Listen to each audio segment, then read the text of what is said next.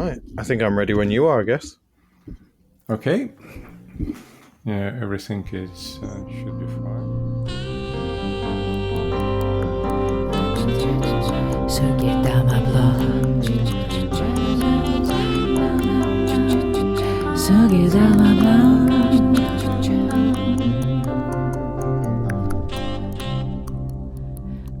Hey everyone, welcome to episode 39 of Sugidama Podcast.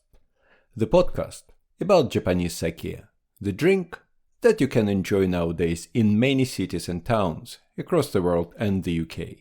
And today, we are going to talk about the sake scene in Birmingham with Samuel Boulton, who lives and serves sake there. But before I introduce my guest, let me tell you about our sponsor, London Sake, who has one of the widest selections of premium and craft sake available online today. You can choose from over 100 sake from 25 breweries, and they will deliver across the UK and many European markets. And if you don't know what sake to choose, you can use simple online tasting notes, together with very sensible and affordable food pairings to help you decide. What's more, you can get a 10% discount by just using the code SUGIDAMA, all caps, during checkout. London Sake, making sake simple. My name is Alex, and I live in London. I am a certified sake specialist, sake judge, sake educator, and sake advocate. Besides this podcast, I have Sugidama blog, where I write about all things sake and publish tasting notes, overviews, and information about sake events happening in London. Today is the first episode of my second mini-series this season, Sake Around the World, where I'm going to talk to sake professionals from various geographic locations about the sake scene where they live. And my first guest is Samuel Boulton from Birmingham, who has been almost 15 years in the hospitality industry and boasts a large selection of accolades and awards. Samuel is also on the Spirits Judging Committee for the world-renowned IWSC, specialising in Vermouth and liqueurs. In 2021, Sam published his first book, The Vermouth Ambassadors Guide to Modern Drinking. Sam is also the owner of the award-winning The Pineapple Club. In early 2022, Sam opened Shibuya Underground, a tasting menu cocktail bar specializing in Japanese sake and shochu. So, without further delay, let's listen to our conversation with Sam about the sake scene in Birmingham. Please welcome our guest. Hello, Sam. Nice to see you. Nice to meet you. I never met you before, so it's pretty cool to see you, and at least virtually. Yeah, it's a pleasure to meet you too. Great. So what we're going to do today is talk about sake scene outside London, because I'm doing a series of podcasts about how sake scene looks in other countries or outside London. So I think it's a great opportunity to talk to you and to see how it looks in Birmingham. But why don't we start with you telling us about yourself, what you do, what is your sake connection, and what is your sake story?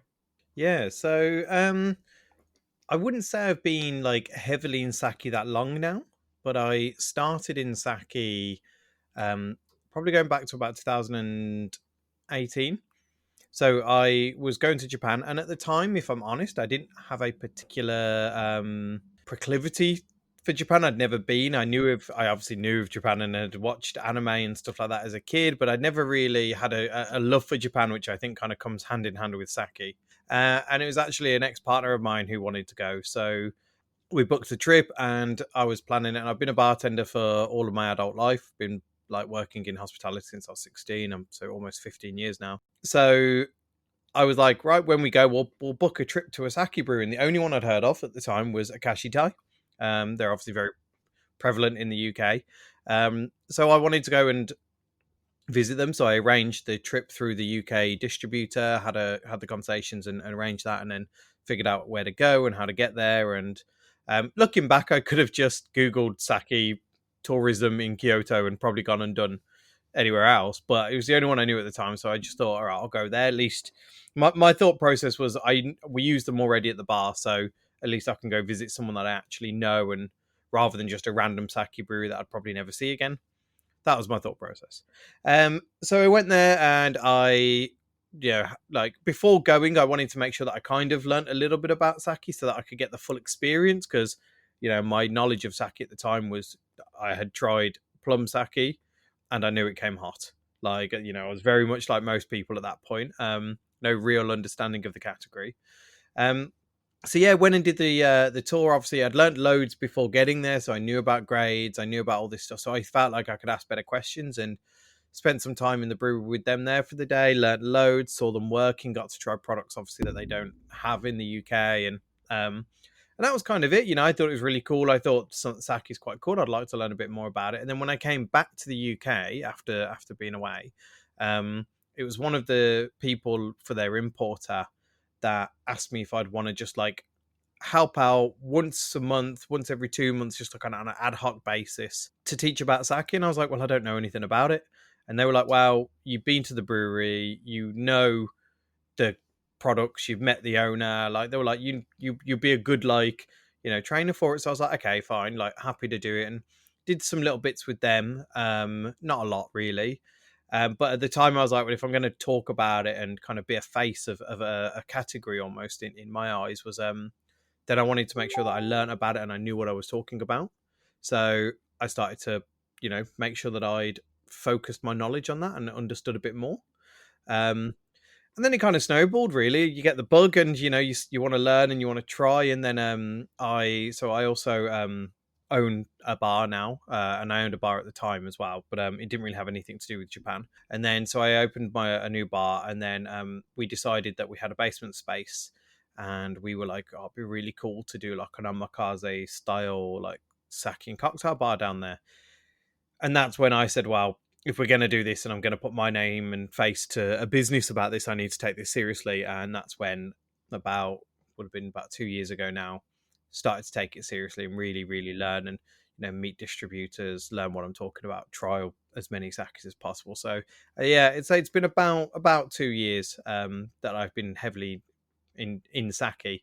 Prior to my sake experience, I'm an author of a book on vermouth, so I've always had like a proclivity to understanding spirits in general and like wines and fortified wines, and so I've always been like really nerdy on alcohol and how it's produced and whatnot. So sake kind of just fell into that. The only thing I've never been a big fan of really is in learning about was wine. I drink wine and I enjoy it, but I never wanted to get into it, and I think I found my love in sake instead. Yeah, interesting. So do you have any I don't know, like aha moment about when you went to Japan, I don't know, went to Akashitai Brewery, try sake and say, oh, it's completely different from what I've ever tried? Or it was more like, oh, yeah, it's interesting. I don't think there was an aha moment in the good way, but I think that there was a lot of, like I said, I like to like figure things out. I've always had a brain, like I probably should have been like a mechanic or something, or like I've always had a brain for trying to understand what's going on around me. And in alcohol, I like to learn about distillation, how it works, why are they double distilling, or why aren't they distilling, or why this stills this shape, or whatever it is. So I think for me, the aha moment wasn't so much of like a, oh wow, I love this. It was more of a constantly trying something and going, I don't understand it, and wanting to understand. When you try a super umami namazake, like it begs me questions when you had no idea about pasteurization and why that plays a role. And so for me, I think less so of an aha moment, but more of just a constant wanting to understand that, because I was drinking sake in Japan, and everywhere we went, like I knew to call it nihonshu. I kind of had learnt the Japanese to order something somewhat respectfully. I tried anyway. So I think, but then I didn't know what, if they gave me an option, I couldn't understand the Japanese. So I just kind of kept saying like, you choose. So I was just getting glasses and stuff that I just had no idea what they were. Yeah. So I think that was more of the like, rather than an aha, like I really like this, it was more of a, I don't understand this, and I wanted to learn more about it. And that's what kind of made me, I think I wanted to learn more about it than I probably liked drinking it at the time. And then I Mm-hmm. think that over time that's kind of caught up, and now I love it. Yeah, I think I absolutely understand, because for me, it's apart from taste, which I love, and the culture behind. I think they think that sake is made in such a elaborate way, so it's so much involved in terms of skills and the way people turn rice into beautiful alcohol. It's one of the sides of sake which really appeals to me. So Mm. I absolutely understand. I think that like I said, I've always loved the fascination of distillation and stills and fermentation, and sake. Like you said, it has so much more to each step, and even just saying, oh, they pasteurize it. There's levels to that. When are they doing it? How are they doing it? And like everything has those like just tons and tons of layers and layers and layers, and that's even without talking about where they're from. Toji guilds. Like, it's just every time you lift a stone, you Yeah, unearth so many other things to look at, and I think that that's what's really attracted me, is that there's just never ending stuff to learn. yeah, so true, so true. So your bar is in Birmingham, right? Correct, yes. How popular sake in Birmingham, and how does the Birmingham sake scene look like? Because I just remember when I started getting interested into sake a few years ago, and even in London, it was only like a few places when you could buy sake. Obviously, you could see them in some restaurants, but most of restaurants were pretty expensive Japanese restaurants, so it was not very inclusive at some point. But now you can see so many shops, some new bars open, restaurants which are much more democratic in terms of price and the way they present their food, where you can have sake. So it's a huge change in London. But I'm wondering how it is in outside London, how it is in Birmingham. So I think that we're very much at the beginning of the sake journey in Birmingham. Before myself, there is other bars that you can go to and drink sake. Now, the knowledge that is held by those establishments, it's very much like something they do on the side to either food or other cocktail offerings and stuff like that. It's not really a main focus of their business. So I think that the experience you get in those places is shared by most of the places in the UK where there's not a lot of knowledge with the staff, um and it's understandable if it's not a focus of the business to go to the levels that I do, and I know other venues do. So I think that we're very much in the beginning. I think predominantly the people in Birmingham, if they've had sake, it has been at one of our. We have quite a great culinary scene here. Like, Mhm. I think that I would probably say that we've got the best culinary scene outside of London in the UK. And I think that we really like things like sushi. Whilst we don't have tons of sushi places, but for a city of our size, we have quite a few, Mhm. and all of them are fantastic. And the quality of what they put out is amazing. So I think that a lot of the the Birmingham scene was probably being introduced via a sushi restaurant in some way. Mhm. Mhm. So I think that we're still in the beginnings of it now, and since, for instance, my bar Shibuya Underground's opened, we've been contacted by sushi restaurants and Japanese restaurants and other Asian food establishments to ask, like, we don't know anything about sake, Mhm. can you help, kind of thing. So we're slowly, hopefully, our influence will spread, and there will be a multitude of places. Because we're only a small venue, and the more people drinking sake in the city, the better, and the more busier Mhm. we'll be. So I'm all for that. So I think that we're very much in the early stages. Shibuya itself's only been open for just over 6 months, Mhm. Mhm. so we have a lot of work still to do. But I think that one of the ways that we introduce people. So just to explain a little bit about the bar itself, Yeah. Shibuya Underground is a 10-seater Japanese tasting menu only bar. So when you book in, you have to book and choose a tasting menu. And so there's no food, it's drinks only. So you'll Mm-hmm. book 6 courses of drinks, and you'll have a choice between. We currently have 4 menus. We have a tea menu for non-drinkers. We have a cocktail menu, which is designed by myself and the staff and the bar manager. We also own another bar, which is award-winning cocktail bar, and so on. And we try to really integrate Japanese ingredients and flavors with the kind of Western style cocktails.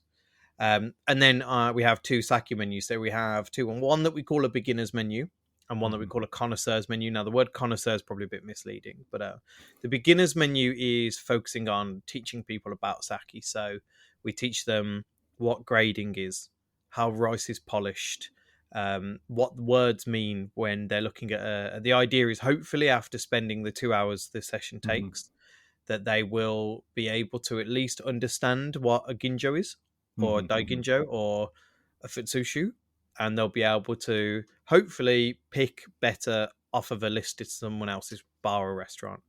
Um, Whether that happens, I don't know, but we try our best to get that across in 2 hours. And then the connoisseurs menu is not so much about the quality of the sakis. Now, some of the sakis on that menu are considerably higher quality and probably would typically be priced out of use, but we choose sakis on there that have more of a story. So Mm. if consumers don't want to learn about sake, they just want to drink for a couple hours and have fun, then the connoisseurs menu is more suited to them because we tell them about the brewery, the area, the people. So, we use quite a lot of Suji Honton's Goizenshu there because I like the area. I like talking about Okayama and Omachi. And so I talk more about the product and the people behind it on that menu so that it's less kind of like less like school and more like drinking for fun. Yeah. So yeah, so far we found it's gone down quite well. Like the difference there in the menus is most people start with the beginners and then they go, Mm-hmm. oh, I like this, and then they come back for the other one, which is good. So that's kind of why we chose those menus, because we know the consumers in our area, they're not at a point where they're would be considered sake drinkers yet, but hopefully that our influence will help change the scene somewhat. Mm-hmm. Mm-hmm. If we talk about these 2 menus for beginners and for connoisseurs, I wonder what kind of people usually choose them.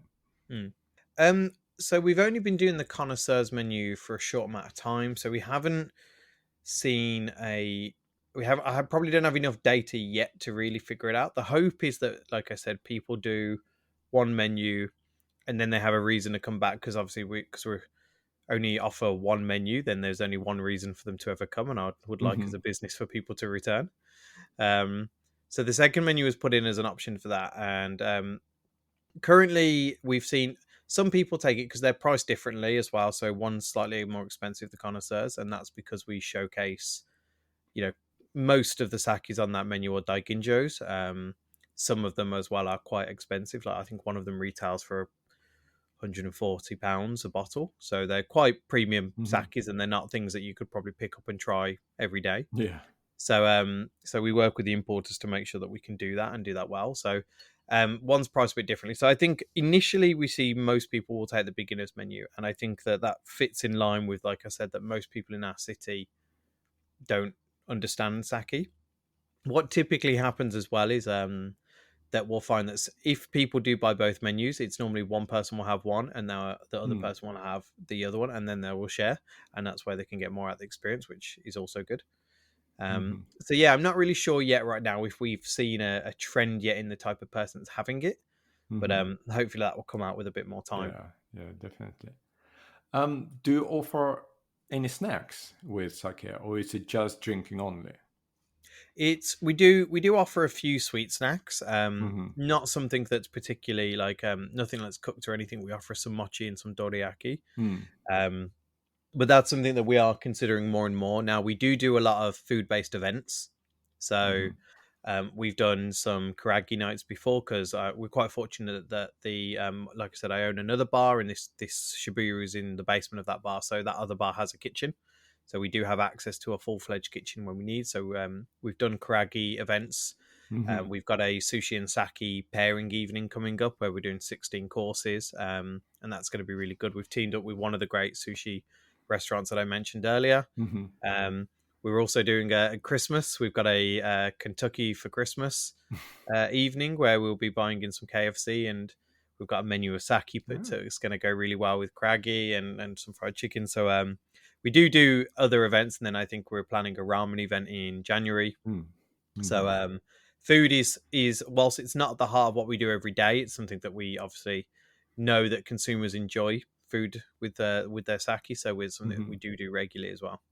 Okay, okay. Yeah, it's quite interesting that you offer, in a way, some kind of mix of the educational class and drinking session, which is it's quite. Yeah, I think we tried to, because a lot of bars nowadays are going towards, like, you can go and play table tennis in bars, Mm, bowling in bars. There's a bar recently opened up that does cricket, mm, and I think that people like this kind of like experiential drinking. Now, in a craft cocktail bar, which is what I've always worked in and mm-hmm, owned, it's quite hard to offer that same level of experience without detracting from what you love and what you want to do. So for me, this kind of fills that gap of, it is a drinking experience for people, mm-hmm. like, but hopefully it's still also something you would just book in on a Friday night and enjoy. Like, we have had people return and do the menu multiple times, Mm. and you know, by the third time they're doing the menu, we don't need to tell them about it. We just, Yeah, you know, we let them drink and enjoy, and they ask a couple of questions that they've thought about, and obviously they've typically planned to come back, so they've got some questions. So we try to keep this kind of idea of it being a drinking experience, but mm-hmm. also, like I said, people come on dates and they're not interested in us; they're interested in their date, and that's also fine. So yeah, we kind of try to tailor it individually to the people that come in. I see, I see. So, apart from bars and restaurants, where do people usually buy sake if they do? In Birmingham, Yeah. so we have a collection of like wine merchants that have been around Mm-hmm. quite a while, and I know a few of them do stock sake. Now, I'm 90% sure that none of them keep it in their fridge, and that obviously makes them places that I can't particularly recommend, because we don't know how long they've been there Yeah. and so on. So in Birmingham, we actually typically recommend a few of the online retailers Mm-hmm. that we know look after them. Like, I see. I'm sure you'll be aware of them, Yeah, yeah. Tengu Saki and so on. Like, we know they look after their products, and we know that their Sure. pricing is good. So typically, I would either recommend in Birmingham that they either buy from us when they're after a sitting, we sell bottles to take away, Mm-hmm. or we tend to send them to one of the online retailers that we know look after it well. I'm hoping that this changes over time, that we can Mm-hmm. work alongside the wine merchants to fully understand what they have. I know that some of them are, typical old wine merchants that are Mm-hmm. probably never going to change, but there are some of them which are run in a considerably more modern way. So I think that they Mm-hmm. will come around once they realize that, one, there's demand for these products, and two, we can then help with the education should they need. Yeah, sure. Sugedama blog. Okay. Before we continue our conversation with Sam about sake in Birmingham, let me remind you about London Sake, our sponsor, and their huge selection of curated sake sets, which provide a great opportunity to explore various styles and types of sake. Have a look, but don't forget about the magic word Sugidama, all caps, to get your 10% discount. So, do you notice that that the interest for sake is growing? Yeah, so I think we get quite a large portion of our clientele traveling into the city. Mm-hmm. So Birmingham's quite fortunately located right in the heart of the UK. So London, whilst it's obviously a great city to visit, it's quite far for some people, and to Mm-hmm. commit to a 5 hour commute for a weekend away can be quite much. And we found that we get a lot of tourism in Birmingham, especially from like Manchester, Mm-hmm. Leeds, Newcastle. Um, we tend to see a lot of these people will obviously visit us as well as other cities in the north, like Manchester and so on. Yeah. But we do get a lot of people traveling, especially from the smaller areas of the Midlands, like Nottingham and Leicester. And we do get a lot of people traveling specifically for us, because there isn't anywhere in their cities either that offer Mm-hmm. something to do with sake. And I think, again, like, we're still quite at the the beginning of our journey. But I think that what we're finding is there is a big demand for sake, but I think that people have gotten so used to not having an option for it that it's not Mm-hmm. something that's at the forefront of their mind and something they enjoy. Whereas hopefully, as more options become available, more people will come forward and say, "I've actually always been interested in that." Or, sometimes it's even as simple as they've watched anime all their life Yeah. and they don't really know what sake is, so they're just willing to try it to Mm-hmm. satisfy that kind of query they have in their mind about what it is and will they like it. And Mm-hmm. they've seen it served on TV and they're just interested. Or even now, quite a few people we get in have just seen like James May goes to Japan, Mm. and they're interested in it just from watching these shows. So I do think that obviously Japan is quite a hot commodity right now, and I Mm-hmm. think that as its influence grows, that sake will grow alongside it. Okay, yeah, I think so. So, do you think that the Birmingham will sort of follow London in terms of we will see more shops opening in Birmingham selling sake, probably some dedicated sake venues which will sell sake in retail? um not very quickly, but Hmm. I do hope. Yeah. I think that, yeah, we'll see. Like, it only takes one or two more people to really get behind the idea, and my little bar only has so much marketing power, so it can Hmm. only get to so many people. But if more people join that fight, like I said, there are some amazing food options in the city, and Hmm. they all do sell some sake of some sort. And that once these people get behind it and realize that the sales are there, and we all start to push kind of the same fight, that I do think that long term we hopefully will get there.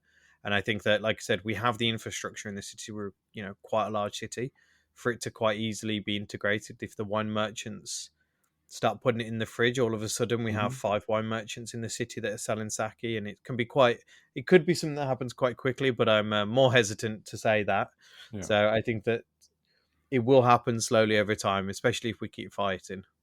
Okay. So, in your opinion, what is the main barriers for sake developing, the sake like category developing in the UK and in Birmingham? Or Um, I think the majority is knowledge. I Hmm. think, in fact, I'd probably most issues I can think of when it comes to a consumer being able to enjoy a bottle of sake tends to come down to knowledge at every angle.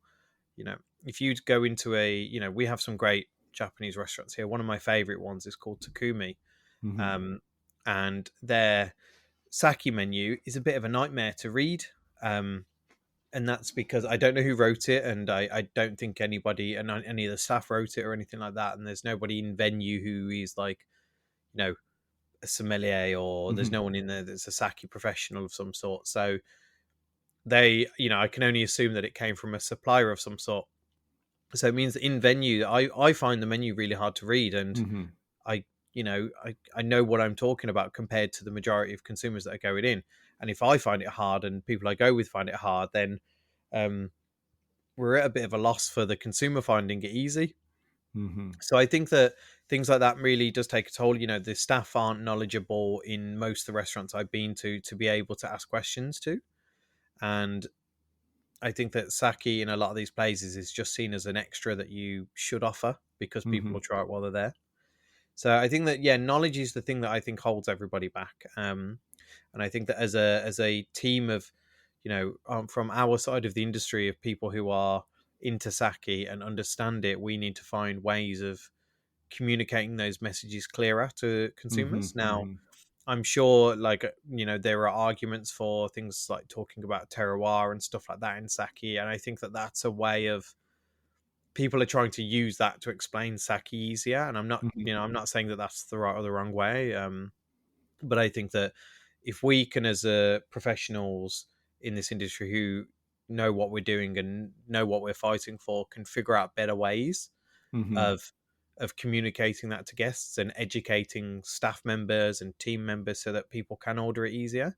Like I said, it Hmm. also comes hand to hand with, sommeliers making sure that they're looking after their sake Yeah. right and putting it in fridges and, treating it right and talking about it right and not using wine terms when you're talking about sake, because I think that sometimes, whilst it might seem like it's easier, I'm not sure if it does fight the right cause, or I don't know. Mhm. I maybe it does. I'm not sure, but yeah, I think that knowledge is always the thing that will hold us back. And I don't think it's hard to say keep it in the fridge, but I think that I'm not sure who's the right people to be communicating this. But I've been quite fortunate in, like I said, in my career, that I've worked with some very good importers, and they know what they're talking about. And I would feel very comfortable turning around to multiple of my importers and asking questions that, Mhm. if I didn't know what I was talking about, I would say, like, what can I do here? And they would tell me the absolute honest. So I'm not sure. Maybe it's the importers who need to be putting more information out there and more knowledge when they sell stuff, or Mhm. whether it's people like myself who work with more and more restaurants. I don't know, but yeah, I think knowledge is what is holding the industry back from getting sake to people. Mhm. Mhm. Because I do think that if you put it there and you put it in front of people who are interested, which if you're in a Japanese restaurant, there's a high likelihood you're willing to at least try some. So if you can break those barriers down by removing all the long words, like, I'm not sure the benefits of, you know, them understanding Junmai Daiginjo in a restaurant setting where they just want to pick a bottle. So Yeah. I know there are a lot of breweries now who are coming away from that kind of like grading system to go to more towards talking about the individual product. So I think that there's lots of little tweaks like what we could do, and it'd be interesting to see. I'm in a position where we don't get to do this in our bar because you're booking for a menu where we educate. Mhm. So Mhm. for me to then remove all that element of education doesn't make sense. But I think if I was, to own a restaurant that sold sake, I would very much be interested in writing my sake menu in a very contemporary way, probably. Yeah, yeah, I absolutely agree because you more and more see in sake shops here in London where the shops categorize their sake not by grade or type, but by things that more important for consumers. They can say, okay, this is a dry sake, this is a sweet sake, this is traditional one, this is modern one, this is fruity, these kind of things. And they put like they can put like a junmai daiginjo, and mix them. And I absolutely agree that for consumer who wants just to drink sake and who knows what they like, obviously it's much easier to pick up something based on the this kind of description than saying, oh yeah, I want Junmai Daiginjo and Muroka Gensho. Okay, yes, there are some people like probably us who wants to particular uh, um, type of sake. But for even for me, I usually think, okay, I think, okay, I want this kind of food, and what kind of sake I want with this food. It's more about like I want to some kind of dry, light sake, or it's like a more savory sort of sweeter sake. And yeah, I absolutely agree that it's probably this kind of knowledge and making breaking barriers and making it easier for people to make their choice. It's Yeah, I I definitely agree, and I think, like, you know sweetness is probably a very good way of doing it. People know they like dry wine, people know they like sweet wine, and so on. So that's probably a really good way of doing it, and then you can break those down into, these are more floral, this is more fruity, this is more, ricey, like things that consumer can read and go, I understand. mhm, Because we've done events where I have been concerned that a sake wouldn't do very well because it was like a Junmai Yamaha, and I'm like, this is going to be far too gamey and far too rich for the general consumer to enjoy. And actually, they liked the challenge, they liked the idea of it. But if we were to describe it as in a technical description, they probably wouldn't have been as interested. But when I say, like, oh, it's gonna be really rich, bold, and these are the things that they're hearing and going, I'll try that. So I definitely agree that there are better ways than what is currently out there to be done. And I'd be interested to see how it comes out, especially like you said, I think as well, like when you go into a sake shop, there's an expectation that they know what they're talking about. So it'd be interesting to see if these things filter into like wine merchants where that's not their focus. And I think mhm, that's where a lot of consumer like I would have no choice as a consumer in Birmingham to go and buy sake to have to go to a wine merchant or online because there wouldn't, like I said, we don't have a dedicated place here. So it'd be interesting, yeah, if we could get this kind of mentality taken on by the non sake community. Yeah. I think it could really help grow. Yeah, definitely.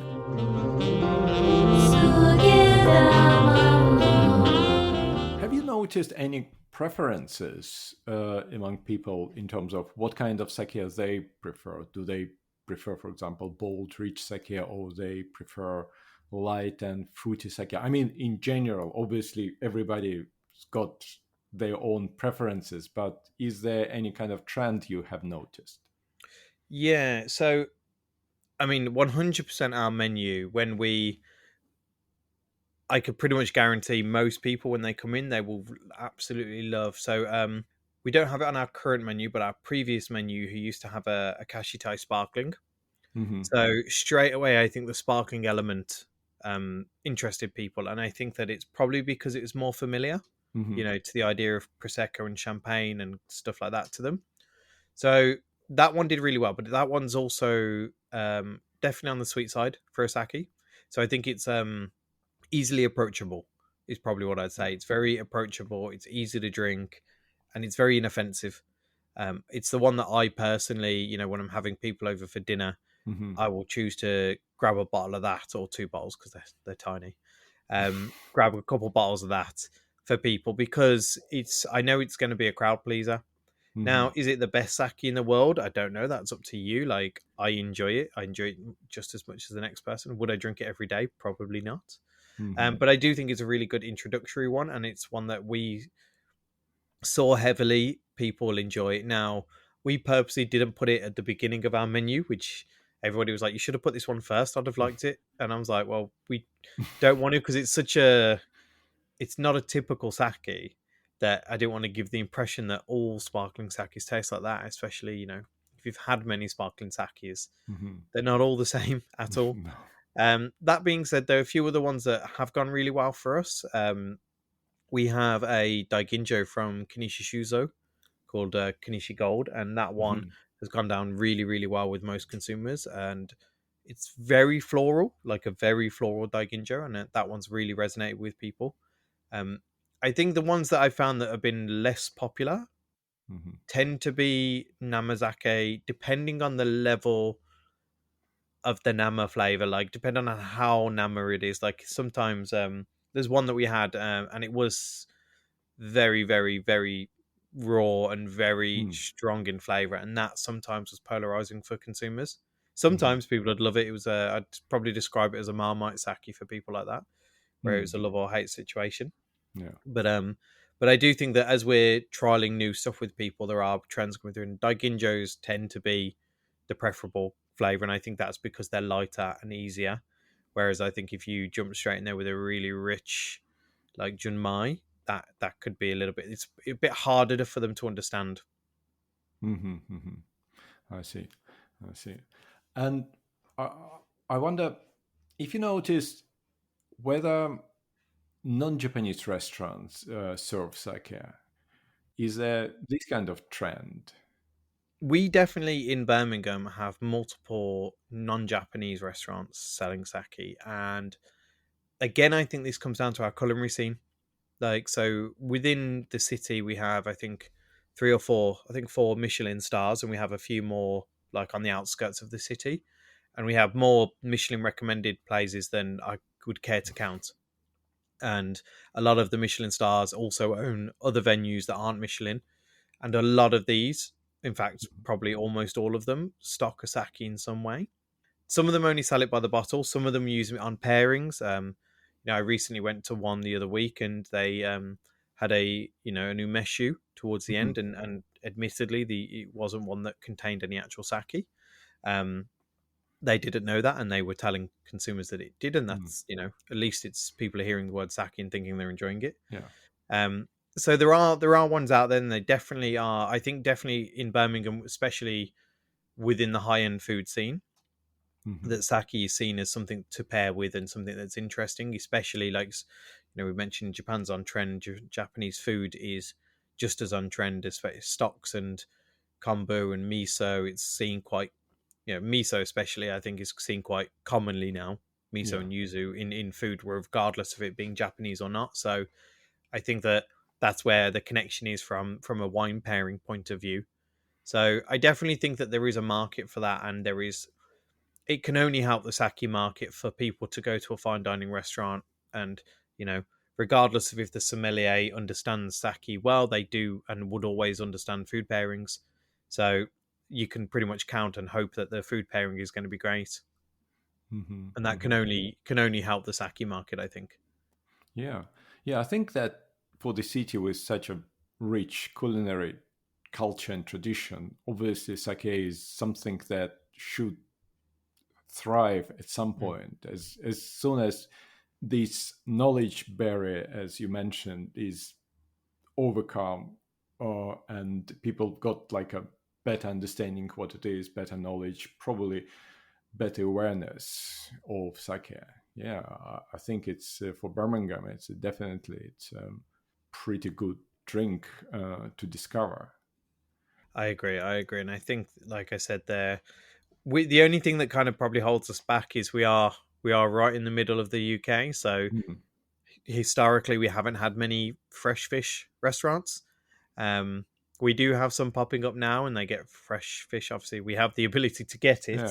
Yeah. But yeah, there's just not been historically ever been many fish restaurants, and I think that obviously there's a natural connection between fish and sake. So maybe we'll see that, because there is some great ones here that have recently opened. As I said, they do sake, and Hmm. one of them, hopefully discussing doing some work with as well. So hopefully we'll see more consumers getting it. Yeah. Yeah. But if you think about it, there is a big part of Japan which is far away from the sea. I mean, Mm, even Kyoto, it's pretty far away from the sea yeah. if you think about it. And I mean, Kyoto. Okay, Kyoto is one of these big places where people can get fish, and historically it was, probably home for very gentle sake. But if you think about like Gifu Prefecture, like Mm, Japanese Alps, they've got beef, they've got a lot of other like meats, and they've got their sake, which is probably on the savory side, probably not as gentle as some other sake, but it goes perfectly with local cuisine. So I think it shouldn't, be a barrier for sake if I agree. I think that it's more the marketing power mm, of yeah. sushi and sake has obviously been so ingrained into people's heads that I think that's probably more where the connection, I think, would come from. But as I said, hopefully we'll see. Funny you mentioned Gifu. So the Junmai Yamahai that I mentioned earlier was Mm, from Gifu, and I completely that's one of the reasons that we served it on that evening, because we were pairing it with fried chicken, yeah, and it's just rich and can take on the flavors of those food really well. So yeah, we exactly. shall see how it progresses. I'm really excited for it, because, as I said, we feel that we're so young in our sake journey, and it's only been 7 months since the bar's been open, and we're already seeing people come forward, people asking questions that we never anticipated having these conversations. So Mm. it's exciting. Yeah, yeah. What are your plans for like the foreseeable future in terms of, are you going to expand this bar, or you want to open probably another bar where you've got probably more food and sake? I don't know. So it is something we've discussed multiple times, and we have. I'd be lying if we said we hadn't already kind of looked into where we want to go with it. Shibuya itself is quite unique, and I Hmm. don't think it would be something that we'd want to expand, because it's so unique, and I think that what we offer to there isn't something we could replicate on scale. I think that the nature of it being 10 seats only, omakase style, focusing on knowledge. So I don't think we'd ever want to expand that. But That being said, there are lots of other things that we would like to do, and one thing that we are missing in Birmingham is, like I said, we have great Japanese food, but most of the places we have are premium. We don't really have like a not entry level, I suppose, but yeah, we don't really have any casual dining Japanese restaurants, and things like karagi are hard to come by. Ramen you can get in the city, but it's not particularly great, and there are tons of other Japanese food that we just don't have, that we could have. So I definitely think that there are more that I'd like to do. I personally am also a big fan. Like as I said, I have a history in cocktails. I'm very much into fortified wine and things. So shochu is something that is a big, interest of mine as well. And things like chuhais, and there's a lot of links there from the cocktail point of view. So there's definitely plans in place to do more with sake and shochu in Birmingham. Whether or not and when that happens and the timescale is very unclear for now, but I would definitely like to get more people drinking these things and more people excited in the way that I am about them. Yeah. I wish you all the best with your exciting sake journey. Yeah. Due to a technical issue, I didn't get Sam's sake recommendation during our conversation, but asked him to send me it afterwards. And if you have listened to the previous episode about Naguchi sake, you won't be surprised. So my favourite sake, now it's probably not my favourite as in something I drink all the time, but it's something that I found really interesting, was the Noguchi Sake Institute's Yamahai Miya Nishiki Moroccan Amagenshu 2018. I thought it was fantastic sake, something that pairs super well with food, and it was just an experience to drink. It had this kind of like almost salty richness to it, which I hadn't seen before in a sake, and I thought it was absolutely fantastic. So I'd recommend that. Thanks a lot. It was great conversation. I really enjoyed talking to you. Obviously, I'll put the information about your bar in the show notes, and I hope that people who live around Birmingham and in Birmingham who haven't heard about your bar probably will hear. Amazing, come and learn about sake from you. Yeah, and people from London. We're not that far. Yeah, exactly. We welcome everybody, Londoners as well. Yeah, it's true. I know it's hard for a Londoner to leave London because it's so big. But it's not that far. Yeah, exactly. No, we do really enjoy having people from around the UK, because it's as I said, like we're very much at the beginning of our journey in Birmingham. So to hear and see what the rest of the UK is offering is great. Okay, great. Thank you very much. Thank you for having me. I appreciate it. Thank you. Bye-bye. Bye. That's it for today. I'll be back with more interviews about various sake breweries and sake scenes around the world, as well as a few special episodes. In the meantime, if you have not already, buy a bottle of Naguchi sake, which is available at the Tango Sake website.